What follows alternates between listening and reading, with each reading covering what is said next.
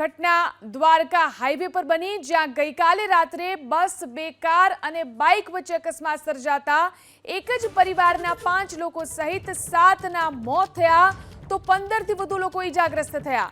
પટેલ ટ્રાવેલ્સની બસ અમદાવાદ આવવા માટે નીકળી હતી, જે બરડિયા ગામ નજીક ફન હોટલ પાસેથી પસાર થઈ રહી હતી ત્યારે ઓચિંતા રસ્તા વચ્ચે ઢોર આવી ગયા.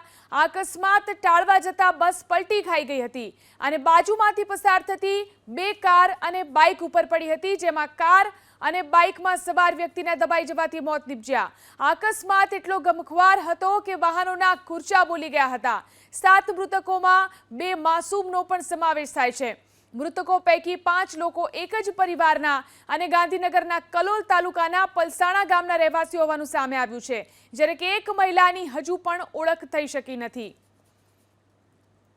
તો જે આ ભયંકર અકસ્માત થયો છે તે રખડતા ઢોરને કારણે થયો છે.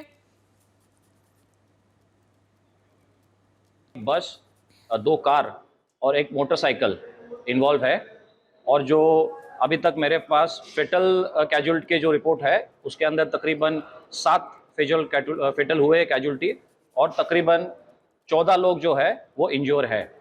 जितने भी इंजोर है उनको हमने प्राइमरी ट्रीटमेंट देके फर्स्ट एड देके यहाँ से खंभालिया के लिए डिस्पैच कर दिया है और खंभालिया एसडीएम के निगरानी में उनको वहाँ पर फर्दर ट्रीटमेंट दिया जा रहा है. ખાનગી ટ્રાવેલ્સ અને 2 બીજા 4 વ્હીલ વાહન, એક બાઇકનો જે ભયંકર અકસ્માત થયો ત્યાં આજે હું દ્વારકામાં જ હતો. સ્થળ ઉપર જ 7 જેટલા વ્યક્તિઓના મૃત્યુ થયા છે, એમાં 4 નાના બાળકો છે.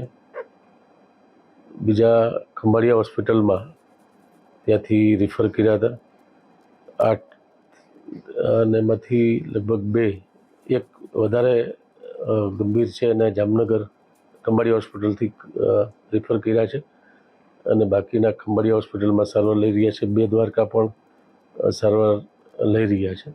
5 ટીમો જે ડૉક્ટરની છે તે તમામ પેશન્ટને સારવાર આપી છે. અત્યારે ખંભાળિયામાં જે 5 પેશન્ટ એડમિટ છે એમાંથી કોઈ પણ ડેન્જરમાં નથી, બધા આઉટ ઓફ ડેન્જર છે. એક પેશન્ટ જે સિરિયસ, જેમને હેડ ઇન્જરી હતી, તેમને જામનગર શિફ્ટ કરેલા છે અને તેમની જામનગર સિવિલ હોસ્પિટલ ખાતે સારવાર આપવામાં આવશે.